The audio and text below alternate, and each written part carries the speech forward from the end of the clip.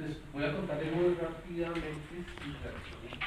Hay pocos espectrógrafos en el mundo. Esta es la universidad, la antena de la universidad, tal como estaba cuando yo llegué.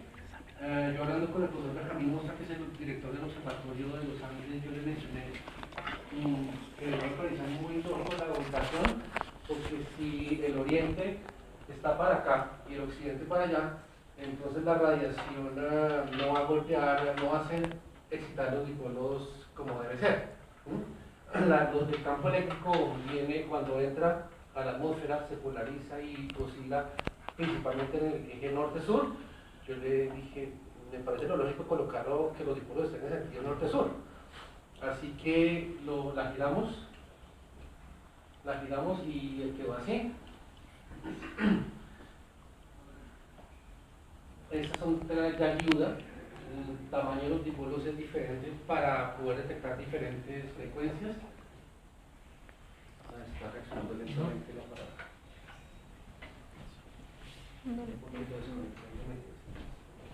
¿Qué quieres? La idea de la antena, bueno, como la recibí, estaba con un hardware obsoleto. Entonces en ese momento se habían comprado, pero no se habían instalado una tarjeta DAC para llevar los datos por USB al computador, y también una tarjeta GPIB para controlar un oscilador Marconi que ahorita les muestro en una diapositiva.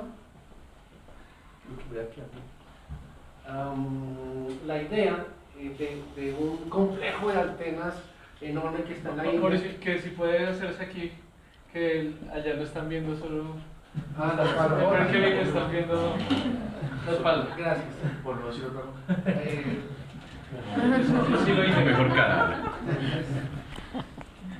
Y resulta que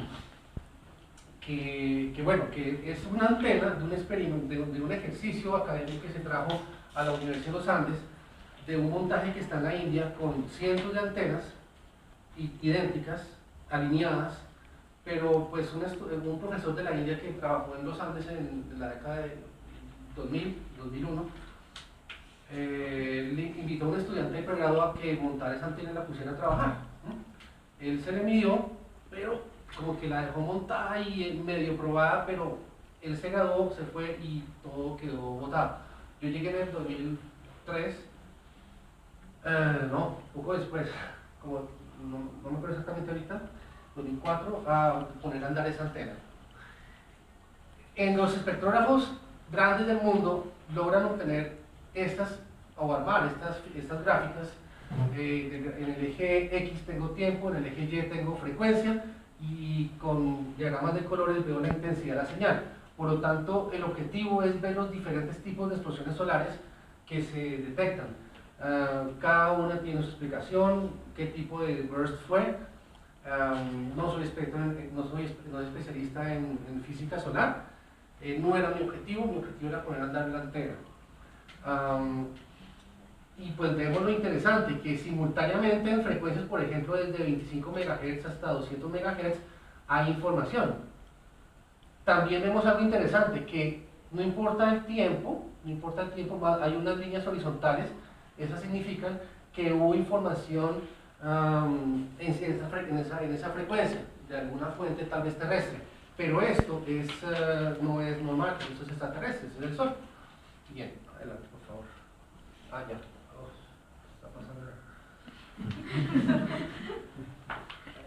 Bien, entonces hay otras gráficas. Ese es el aparato con el que yo me topé y dije, ¿qué es esa cosa?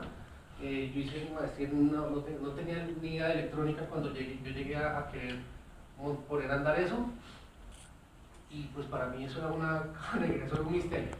Entonces mi misión fue desvelarlo y ponerlo a andar.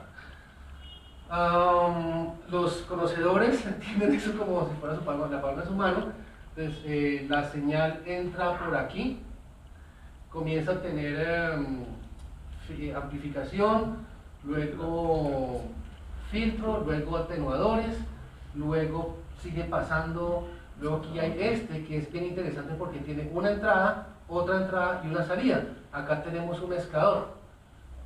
Este mezclador se controla, hay dos mezcladores, este y otro creo que es este, en los cuales le sucede algo interesante a la frecuencia y es que disminuye. Al disminuir es más fácil ser captada por la tarjeta DAC, ¿no? y llevada al computador, ¿no? Aquí está el diagrama de bloques en el anterior. Aquí. Esto, pues entonces aquí está especificada cada una de las etapas. Aquí hay dos osciladores, está este y está este. Este oscilador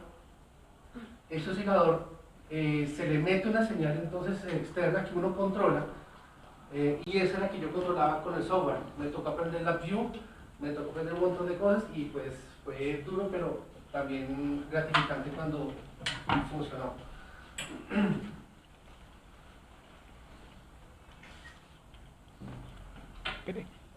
Bueno, ahí está cada una de las etapas.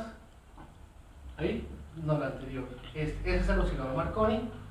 Tal vez es lo más costoso de todo el dispositivo. Ese es el que se controlaba con la tarjeta. Yo le mandaba una señal de cierta frecuencia para que se sumara con la que llegaba. La que llegaba era la mezcla de todas, ¿no? Pero si yo quería enfocarme en cierta frecuencia, necesitaba mandarle una señal controlada desde el Marconi.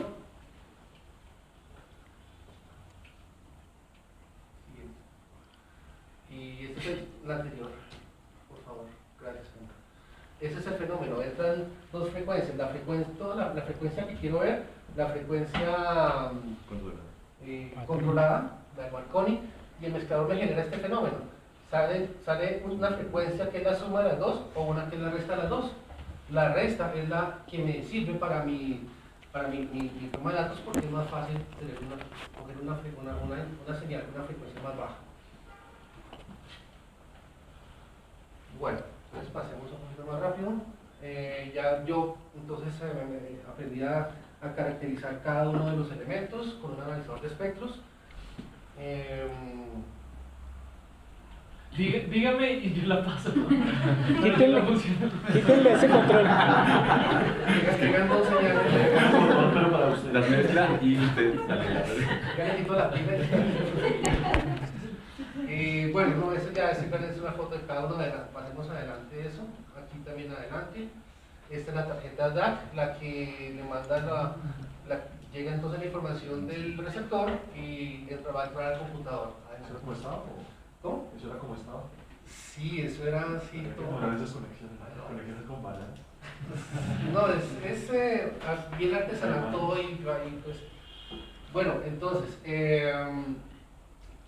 apenas yo sentí que ya estaba comenzando a dar este cuento.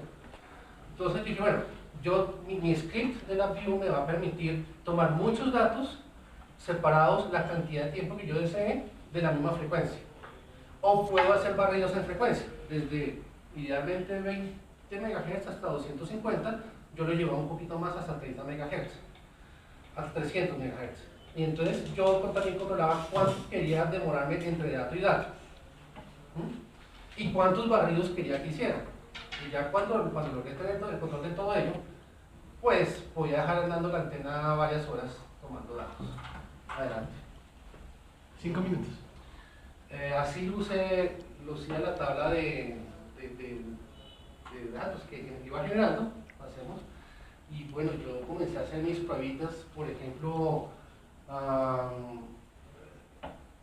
¿qué pasa si yo pongo a andar la antena pues, durante la noche? Entonces, pues, cuando ya aquí iba saliendo la luna, yo comencé también levantándose la luna, acercándose al lóbulo, también comencé a notar más radiación. Adelante. Yo decía, bueno, ¿ahora qué hago con esos datos? ¿Cómo voy a limpiar el ruido? Aquí, estos picos representaban picos de frecuencia, de intensidad de frecuencia. Y yo, bueno, ahí están las emisoras, pero ¿qué hago para limpiar esas emisoras? ¿Cómo voy a detectar el sol?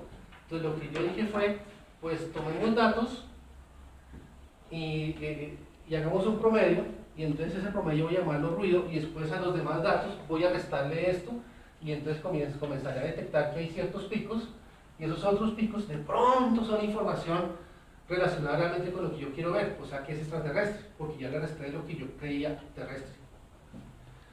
Y comencé a jugar entonces ya con barridos y con diagramas de colores, adelante, y me fui perfeccionando un poco. Aquí yo debo mencionar la colaboración de un colega de la SAI con quien trabajé, José Arturo Celis,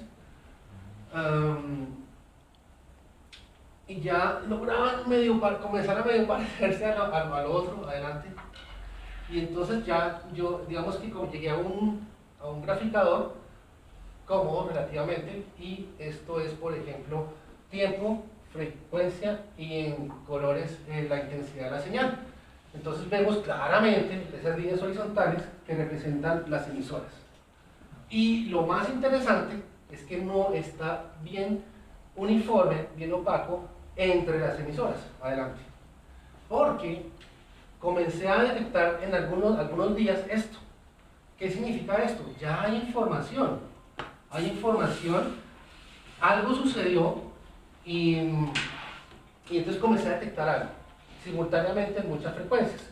Por ejemplo, esto fue el 9 de marzo, ya unos años, 2012 cuando estaba allá, y yo me puse a compararlo con emisión, con datos tomados por otros radioespectrógrafos en el mundo, a ver si lo que yo sí detecté algo o no, y efectivamente, eso para mí ya fue la culminación de un trabajo bastante largo, confirmar con una sola antena lo que están tomando con radioespectrógrafos muy complejos en el mundo de mucho presupuesto. Y otras fechas también comencé a seguirlo confirmando. Ahí tenemos algo, ¿no? Obviamente la resolución no es buena, no es tan bonita como las otras porque es una sola antena en medio de una ciudad, y el complejo de antenas está en la India y son decenas de antenas. Entonces mi invitación es, ¿qué tal si en una ciudad o en varias ciudades en Colombia se colocara una antena, una o dos, ojalá, y después sumar toda la información? ¿Qué habría? Pues obviamente técnicamente sumarla sería muy complicado, pero sería interesante.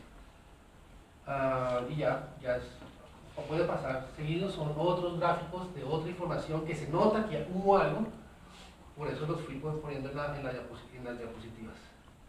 Por mejorar ese montaje que es del año 2000 o antes, ya comenzar a usar filtros digitales, son filtros análogos.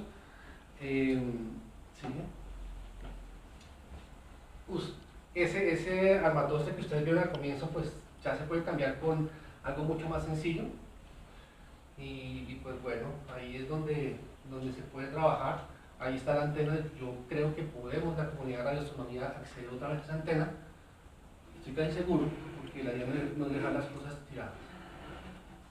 Esto se publicó en las memorias del evento de Pasto, adelante, algo de información, y este grupo, ya como comentario final, existe @Radioabajo Radioastronomía Yahoo Groups, para que Fudarte entonces otra vez le dé como un uso. Vamos a comunicarnos por ahí.